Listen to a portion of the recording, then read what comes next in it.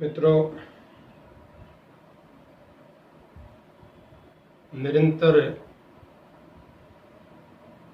Global literature channel पर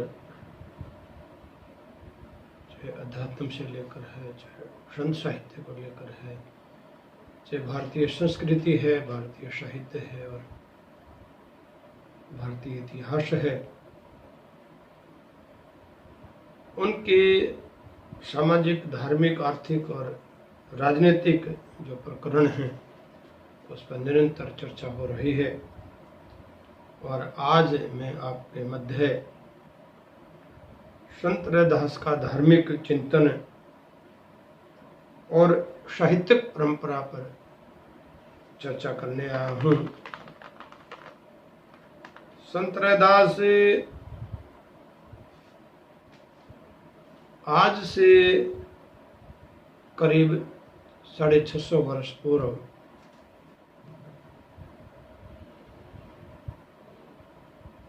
और संत परंपरा के जनक मध्यकाल में संत परंपरा की ज्योति को जगाने वाले, धर्म ज्ञान को जानने वाले, प्राप्त करने वाले गुरुवर संत रैदास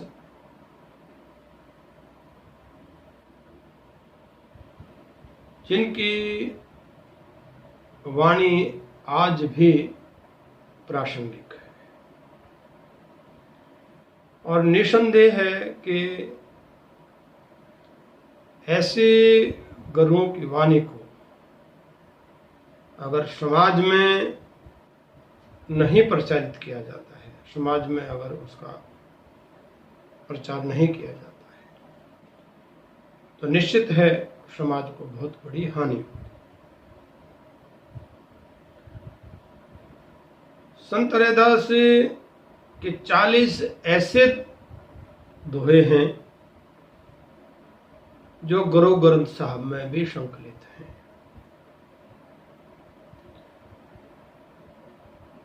अब उनके जन्म को लेकर अनेक विद्वानों ने मतभेद है और अनेक विद्वानों में इस बात का संशय है, लेकिन यह निश्चित है कि 1455 संत रैदास की तिथि को लगभग सभी विद्वान स्वीकार करते हैं। निसंदेह इस बात पे भी नहीं होना चाहिए कि संत रविदास जिस परिवार से संबंध रखते हैं, जिस परिवार में उनका जन्म हुआ, वह काशी के समीप मंडवाहढ़ी ग्राम, पिता का नाम संतोख दास और कर्मा देवी माता का नाम, यानी संत रैदास ने ऐसे समय में, ऐसे काल में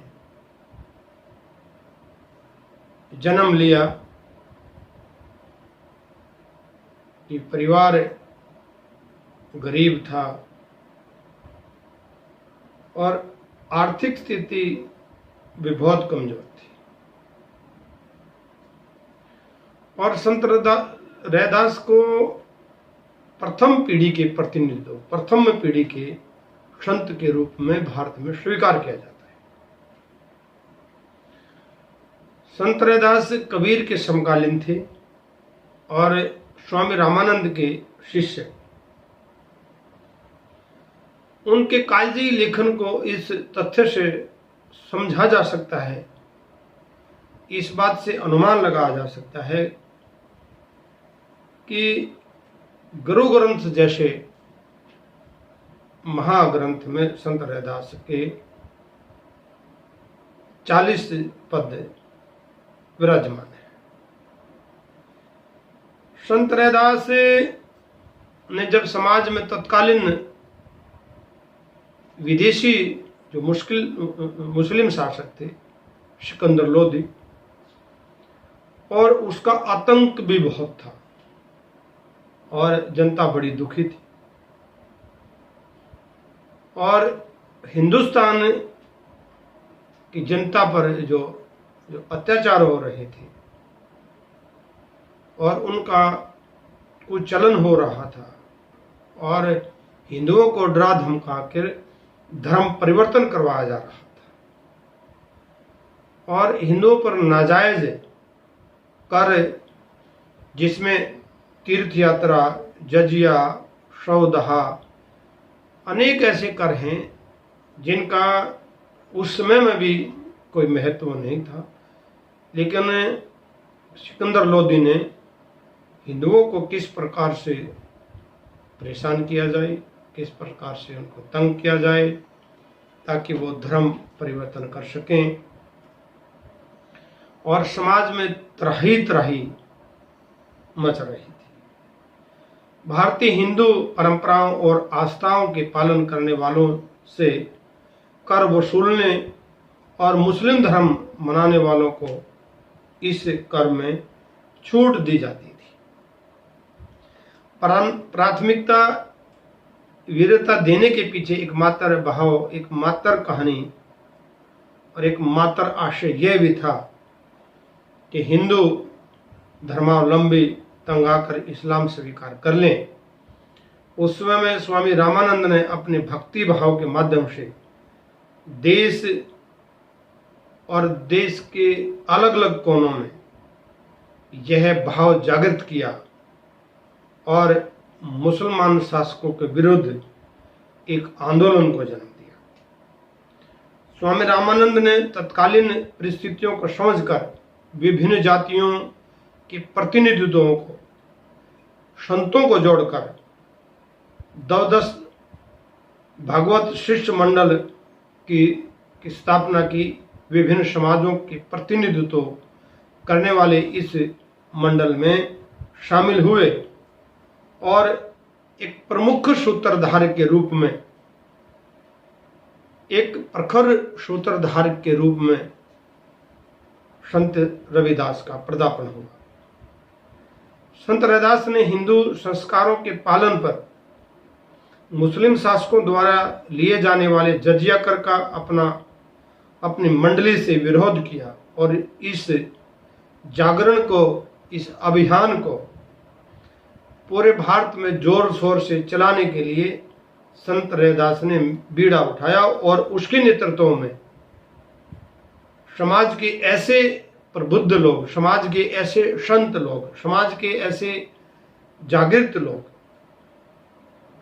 संत रविदास के साथ जुड़े और धर्मांतरण को न केवल रोक दिया बल्कि उस कठिनतम और चरम संघर्ष के दौर में मुस्लिम शासकों को खुली चुनौती देते हुए देश के अनेक क्षेत्रों में जहां धर्मांतर हो रहा था, हिंदुओं पर अत्याचार हो रहे थे, कार्यक्रमों में जोर शोर से यह बात रखी और यह लोगों को निश्चय दिलाया कि अब हम अगर साथ साथ हैं तो अब इसका प्रतिनिधित्व संत रविदास के हाथों में है।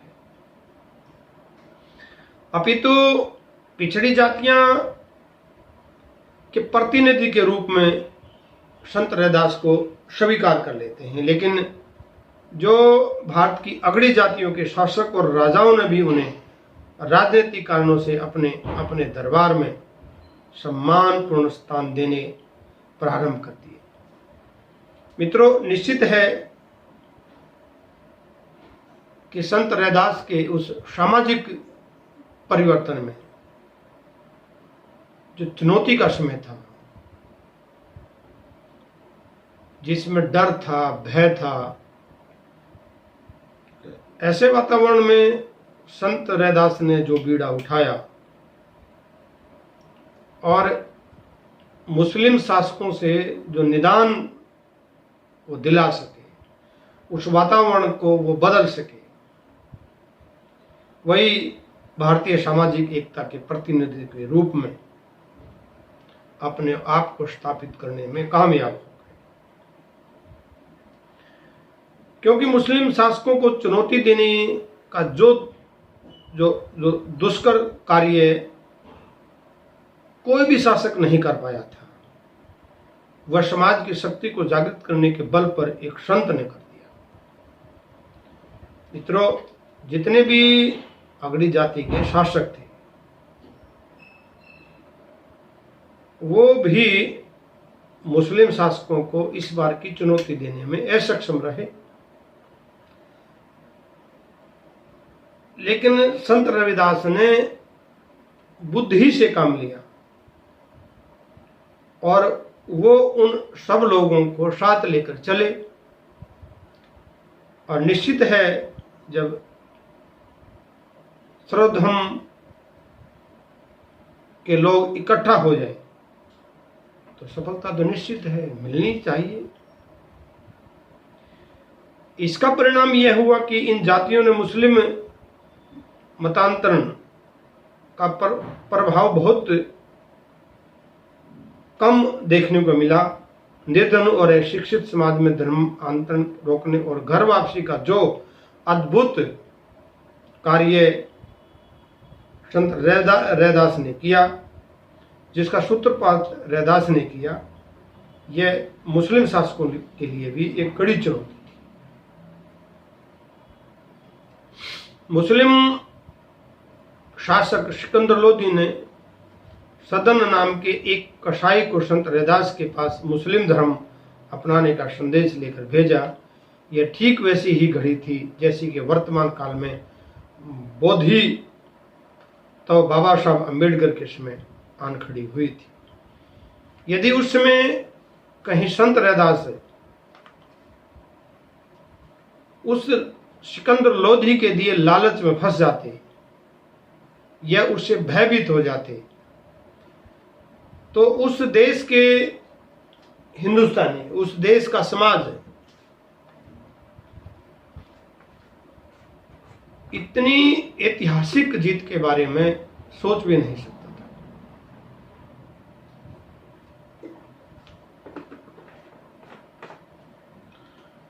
लेकिन संत रैदास उसकी बात से झुके नहीं और निसंदेह आज इतिहास कुछ और होता, किंतु धन्य रहे पूजनीय संत रविदास, जिनके दृढ़ निश्चय थे, जिनकी शक्ति से, जिनके भाव से सिकंदर लोधी को भी झुकना पड़ा। उन्होंने कहा है, वेद धर्म सबसे बड़ा अनुपम सच्चा ज्ञान। वेद धर्म सबसे बड़ा अनुपम सच्चा ज्ञान, फिर क्यों छोड़ें इसे पढ़ लूं झूठ कुरान। वेद धर्म छोड़ो नहीं, कोशिश करो हजार, तिल तिल काटो चाही गला काटो कटार। संत रैदास ने कहा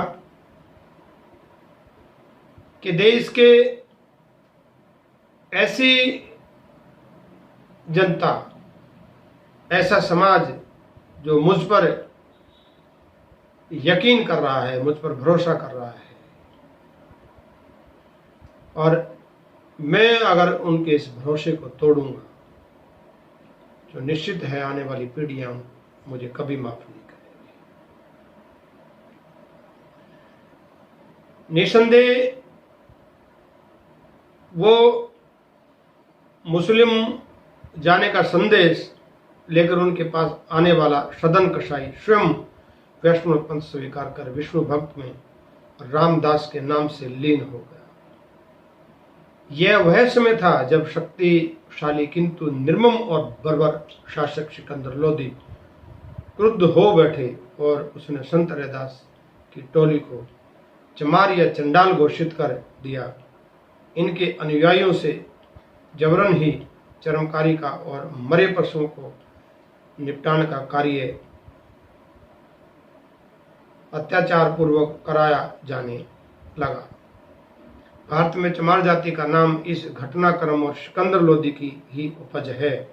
संत रविदास उस काल में हिंदू शासकों में इतने लोकप्रिय सम्मानीय हुए कि प्रसिद्ध मारवाड़ चित्तौड़ घराने की महारानी मीरा ने अपना गुरु धारण कर लिया।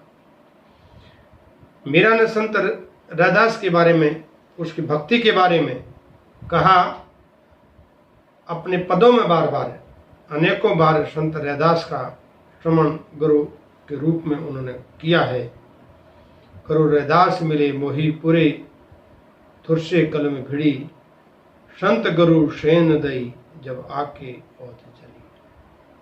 कह रैदास तेरी भक्ति दूरी है, भाग बड़े सो पावे, ताजी अभिमान मेटी आपा करे, पिपीलक हवे चुन खावे। इसका भाव यह है कि ईश्वर की भक्ति अयोभाग्य होती है। अभिमान शून्य रहकर काम करने वाला व्यक्ति जीवन में सफल रहता है।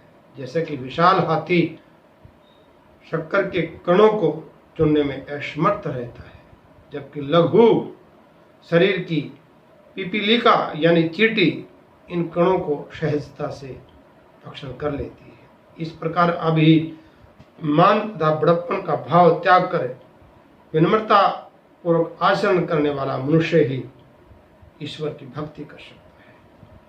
अपने सहज सुलभ बातों से संत रविदास का नाम उस काल में बड़े आदर के साथ लिया जाता है। संत साहित्य और भारतीय चिंतन की विभिन्न विचारधाराओं का अपूर्व समुच्चय, सहानुभूति, सहज अवस्था ही भारत के लिए अज्ञान, अशिक्षा और अनित्यता का अंधकारमय युग, जिसके बारे में मैं पहले भी चर्चा कर चुका हूं। अब संतों का शाश्वत वाणी का जो महत्व मध्य युग में हमें देखने को मिला, भारतीय संस्कृति के लिए हर युग में उस वाणी का महत्व रहेगा। आधुनिक युग के महान विचारकों ने भी संत के इस महत्व को समझा और समाज में यह दोहराया कि मानव के मध्य जब मानवता का अतीत लोप हो रहा था, जब मानवता सद्वृत्तियां प्रेम, क्षण, करुणा, शील, सेवा, विनय, त्याग आदि चिरतन मूल्य लुप्त हो रहे थे और मानव मूल्यों का ह्रास हो रहा था, तब रविदास ने भारतीय संस्कृति, भारतीय साहित्य और भारतीय समाज को बचाने का बीड़ा उठाया। आज भले ही हमने आधुनिकता का मुखौटा ओढ़ लिया है, आज भले ही हमने आधुनिकता हो गए हैं और यह अवस्था मध्य युग से भी बदतर है। आज का औसतम मनुष्य शंका, उलझन, विषमता, बोध, संगति या निश्चय मानसिकता से ग्रस्त है। पाश्चात्य संस्कृति का अनुकरण, वैज्ञानिकता, अति बौद्धिकता, नागरिकता, बढ़ती हुई आबादी और फिल्मों के दुरुपयोग और दुष्परिणाम आपके सामने है। मानवीय मूल्यों का टूटना और उसमें परिवर्तन होना। आदमी स्वार्थी हो गया है। वैयक्तिकता, निराशा, कुंठा, अनास्था, घुटन, विद्रोही भावना उसमें जन्म ले चुकी है। बौद्धिकता का महत्व इतना बढ़ रहा है कि मानवीय भावनाओं को वह निगल गई है। निष्ठाशील, सत्य, उदारता, नैतिकता, प्रामाणिकता, पवित्रता, सदाचार आज मनुष्य में कम दिखाई देती है। सौंदर्यात्मकता, नैतिक, आर्थिक, धार्मिक, सामाजिक और आध्यात्मिक मानवीय मूल्य का विघटन हो रहा है और मनुष्य अर्थ के लिए सभी मूल्यों को कुचलता जा रहा है। इस स्थिति को देखकर कमलेश्वर लिखते हैं, कितना चित्र और विकराल है ये दृश्य जो कुछ भी वर्षों में इस देश में पैदा हो गया है कि जहर खाकर आदमी जीवित रह सकता है पर एक कटोरी दाल पीकर मर सकता है। इमारतें बनती जाएं और आदमी लुटता जाए, बैंक खुलते जाएं और आदमी गरीब होता जाए। सरकारें बनती जाएं, आदमी पथराता जाए, खून के आंसू रोता जाए। इस भीषण वर्तमान परिवेश में संतों की जो पीयूषवाणी है, संतों की जो प्रासंगिकता है, जनसाधारण को सबल प्रदान करती है, शक्ति देती है, वो निरंतर उनको आगे बढ़ने का रास्ता दिखाती है। आज के त्रस्त अपेक्षित उत्पीड़ित मानव को परिज्ञान प्रदान कर, उसका पथ प्रदर्शन कर, समाज के सशक्त निर्देश और कल्याणकारी मार्ग को समझने के लिए उनके आदर्शों को समझना पड़ेगा, उनको जानना पड़ेगा और उसके चरम जो भाव पैदा हुए हैं और जो मानव में भेद परम अज्ञान का घोतक हो रहा है, इसी तत्व दृष्टि से प्रेरित संत कवियों ने जाति पाति, छुआछूत, नीच ऊंच नीच, ब्राह्मण शूद्र के भेद का विरोध किया। और इसमें संदेह नहीं कि इन भेदों को दूर करने पर एक सुंदर समाज की रचना हो सकती है। ऐसा समाज जिसमें मनुष्य केवल मनुष्य के रूप में स्थापित हो, जो आज तक संभव नहीं हो सका।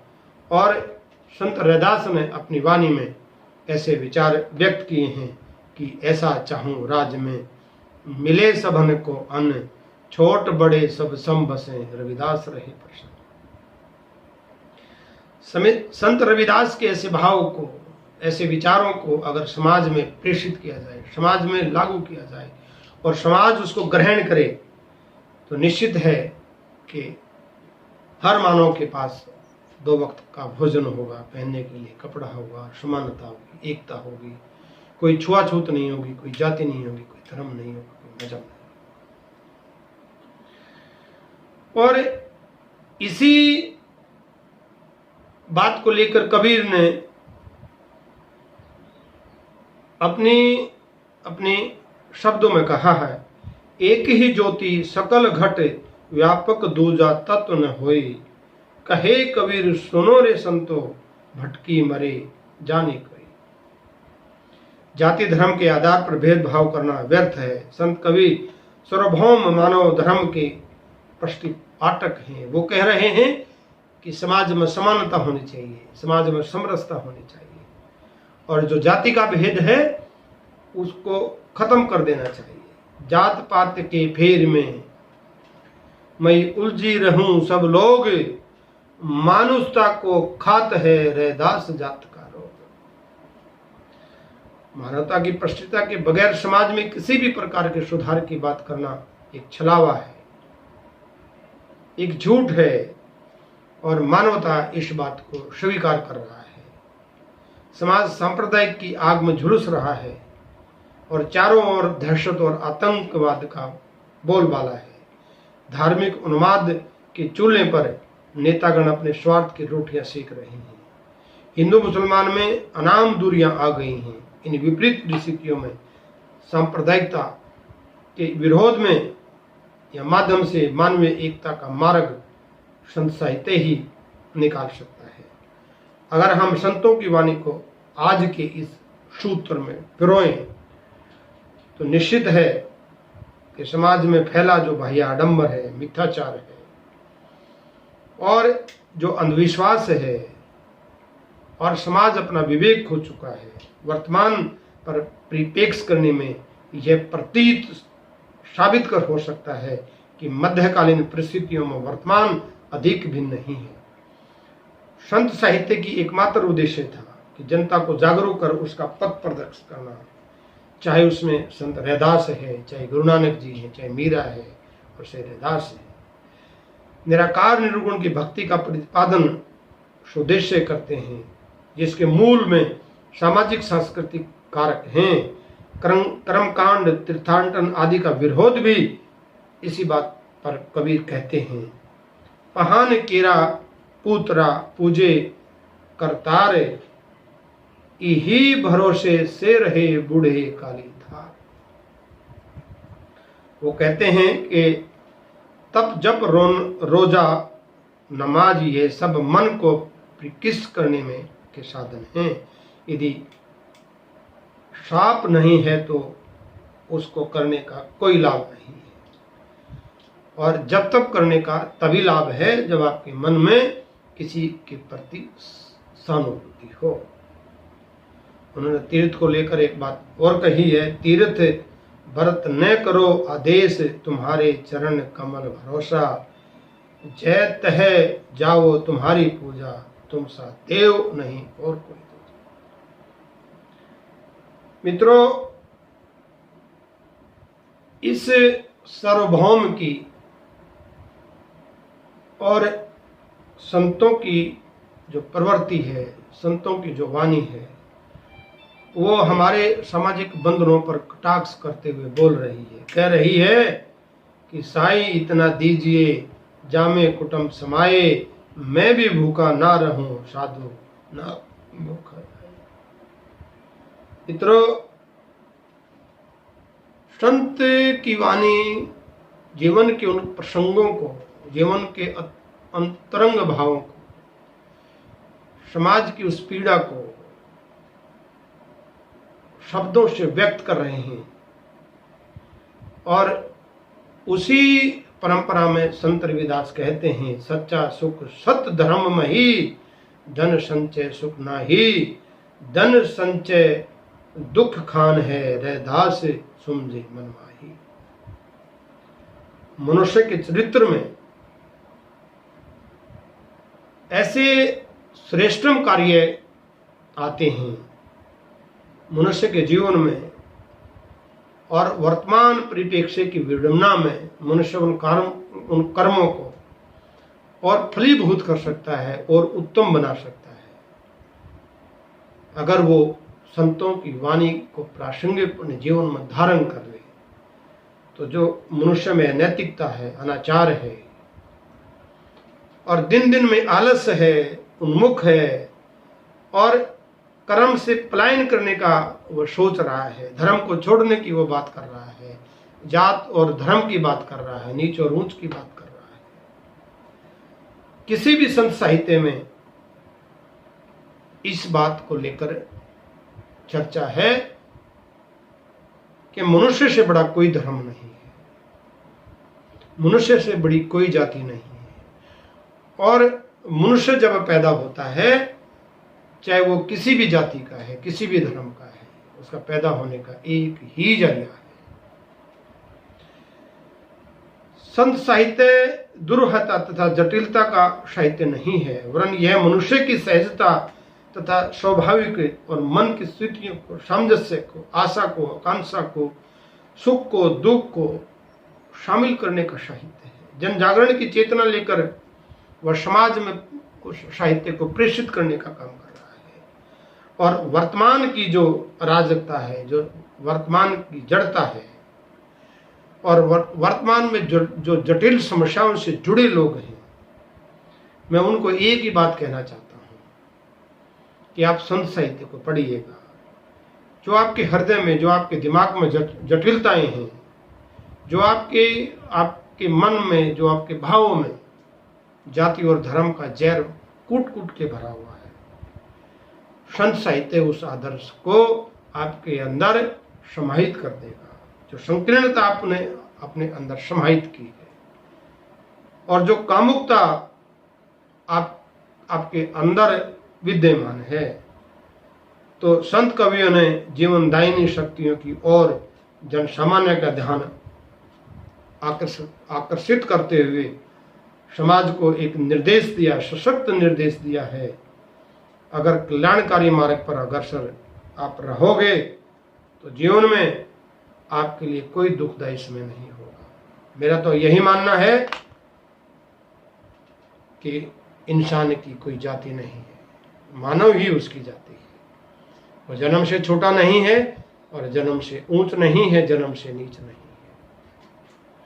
अगर हम संत रविदास की वाणी को जीवन में धारण कर लें और समाज में उसका प्रचार करें, प्रसार करें, तो समाज में समानता आएगी, समाज में समरसता आएगी। यही मेरा आलेख है। आप सबको बहुत बहुत नमस्कार। आपने मुझे सुना। मैं डॉक्टर कामराज सिंधु, अध्यक्ष हिंदी विभाग, दूरवर्ती शिक्षा निदेशालय, कुरुक्षेत्र विश्वविद्यालय कुरुक्षेत्र, और ग्लोबल हिंदी साहित्य, ग्लोबल लिटरेचर चैनल को आप सब्सक्राइब जरूर करें और नित्य प्रतिदिन डाले गए व्याख्यान आप तक पहुंच सके। जय हिंद, जय भारत।